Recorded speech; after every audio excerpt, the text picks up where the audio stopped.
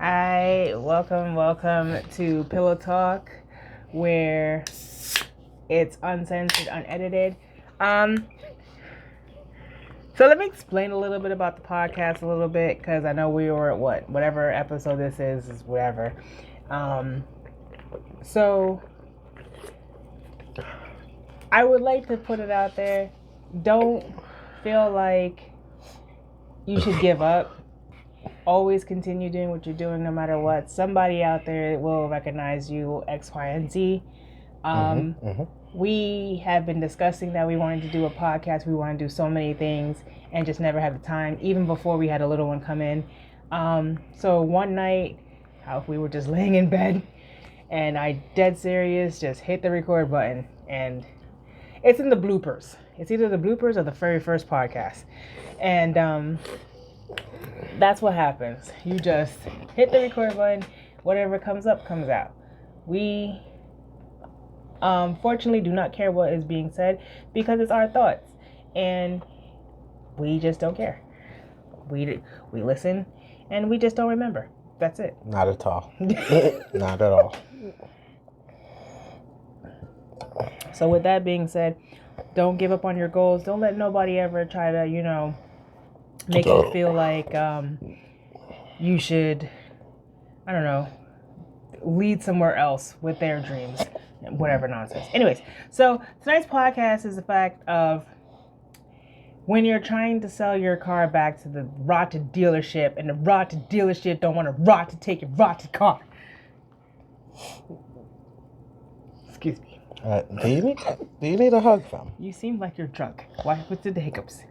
All you drinking is a crack. Crack is ginger ale. People do not think he drinks crack. Okay, don't do this. Don't do this to my co-host. Oh gosh. Yeah, the crack. So I'm gonna leave the dealership's name out, so I don't get sued. Cause for what? You guys are not gonna get nothing but lint. Anyways. So I bought a car from a dealership, and it just so happens that I had the car for what? I don't know, 4 years, we'll just say, because I have no idea how long I had the car. And I'm getting ready to sell it back because I got another car now. And I had serviced this car at the dealership. Anything that happens to the car, dealership. Now, time comes where I'm not ready to sell it, and they're calling me to buy it back. I'm not ready. I don't have anything because at the time I didn't get another car yet, so I can't give this car away. Now it's time for me to sell the freaking car, and they're like, oh, no, we don't want it back. If I could drive this car up their rear end, I would. Because I've never heard of such foolishness in my life, where they're like, oh, we're not going to take the car back. Why? Your excuse is irrelevant. It's a used car. Nothing's wrong with it. It's still in good condition. It's not like I crashed it to the point where it's no return. It's still in good condition. Carfax it. Would you like some water? I feel like the pickups is just attacking me. Oh, God.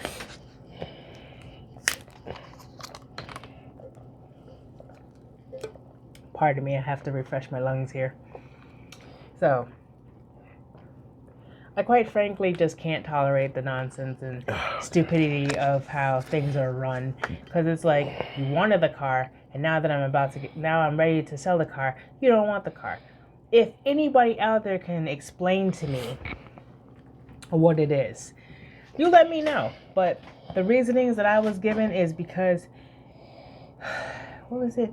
They were not interested in it. And I'm like, how are you not interested in it? 2 weeks ago, you were interested in it. What happened?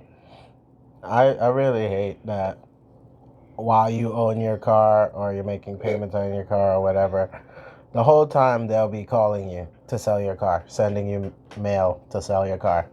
When you ready to sell your car? Oh, we're good. The hypocrisy. I already paid it off and everything. Good stuff. Pardon me. All right. So enough about that. That's my rant. That's what I felt like talking about. Mm-hmm. On a different note, Mm-hmm. what else can we talk about? Why I gotta be the one with the topic here, bro? What else could we add? I mean, I added on what I had. No, that they don't know about that. We don't talk about previous ones. We don't talk about the current one we're doing with. Okay. You know. That's what you're gonna do. Right. Um. I do a drive-by pillow on your ass. What's with the violence, fam? You okay? Do you need a hug? Sounds like you need a hug or something. No, I'm fine. Thank you. Appreciate it. My finger hurts. Oh, bruh. We gotta think of a topic because I'll really go off board. I mean, go for it, fam.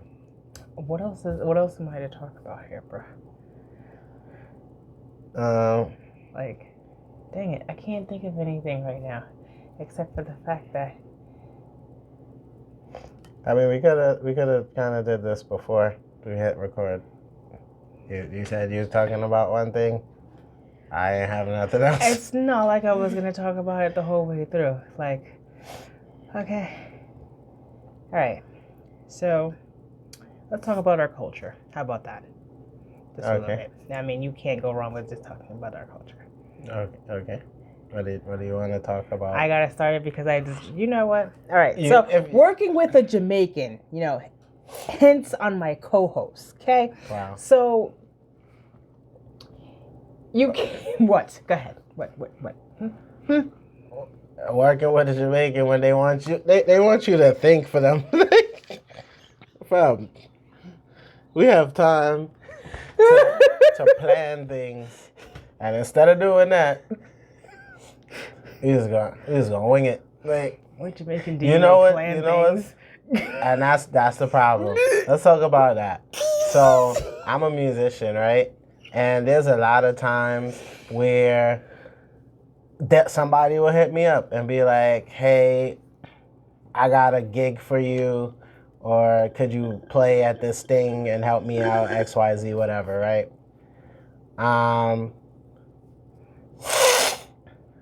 So my thing is, it will be maybe a month or two out.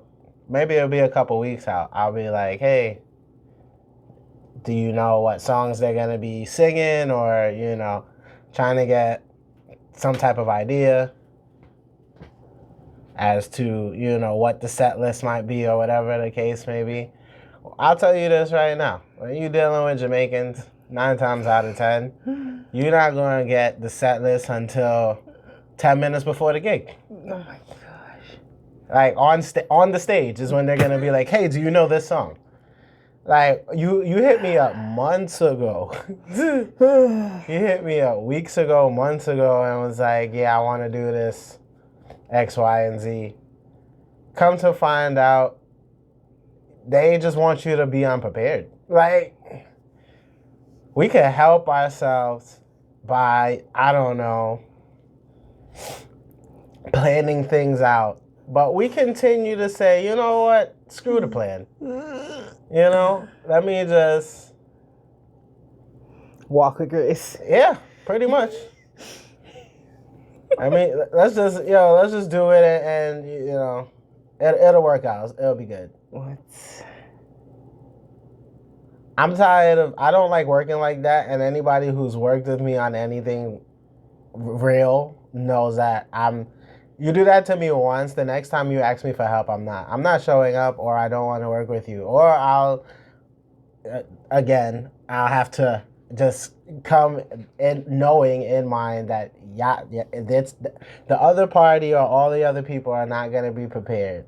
So I have to over prepare myself. It's one thing to be prepared, but it's another thing when they're late. They don't even show up on time. Like, "Oh yeah, I'm on my way." Still at home. Didn't even get in the shower yet. Like, I think... God.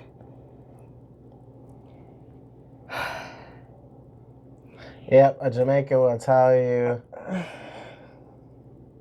that they about to be outside and they ain't even get in the shower yet. Mind you, they're your ride. There and back, possibly. And you couldn't get no later than this. Yeah, this is why I think somebody had told me, they were like, if you're inviting anybody from the Caribbean, you know, if the party starts at 11, let them know to come at like 6, because then you'll know they'll show up at the time the party is about to start. But I feel if them come late, they are the party. I was told and when Jamaicans I came... feel like this too.